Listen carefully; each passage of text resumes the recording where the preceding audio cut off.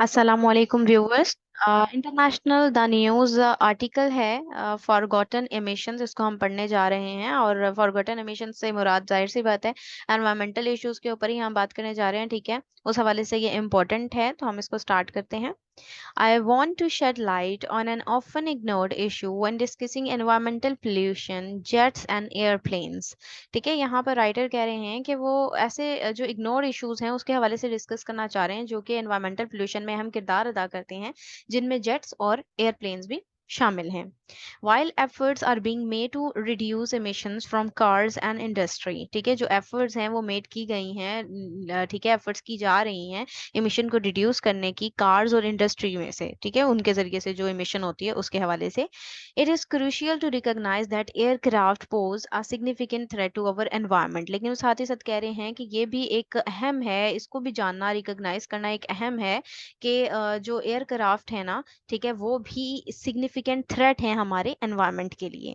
Jets and airplanes Burns large amounts of fossil fuels. ठीक है, jets और plane जो हैं वो भी फोसिल फ्यूल जो हैं वो उसको बर्न करते हैं बहुत ही लार्ज अमाउंट में। ठीक है, resulting in large green house gas emissions including carbon dioxide. उसकी वजह से उसके रिजल्ट के तौर पर ग्रीन हाउस गैस जो है वो इमिशन करते हैं, उसकी इमिशन करते हैं वो, जिनमें कार्बन डाइऑक्साइड भी शामिल है। एडिशनली मजीद बरआ they release nitrogen oxide, sulphur oxide and particulate matters. ठीक है, और मजीद बरआ वो नाइट्रोजन ऑक्साइड, सल्फर ऑक्साइड्स और बहुत से मैटर्स जो हैं वो उनको भी रिलीज करते हैं, contributing to smoke, acid rain and respiratory problem, जिसकी वजह से स्मोक, एसिड रेन, तेजाबी बारिश, ठीक है, और हमारी सांस लेने की प्रॉब्लम्स जो हैं वो पैदा होती हैं।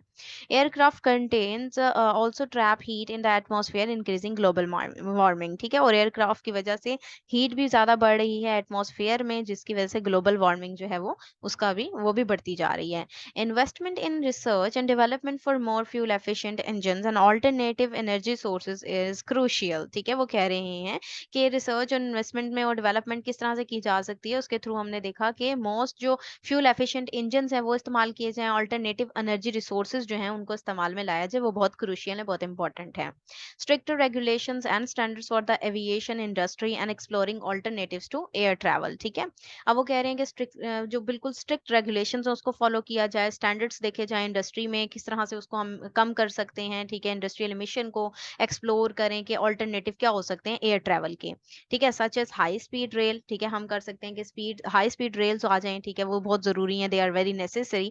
Individuals can make a difference by choosing direct flights. ठीक है, और इंडिविजुअल्स जो हैं वो डायरेक्ट फ्लाइट्स चूज कर सकते हैं, इस तरह से वो उसको कम कर सकते हैं।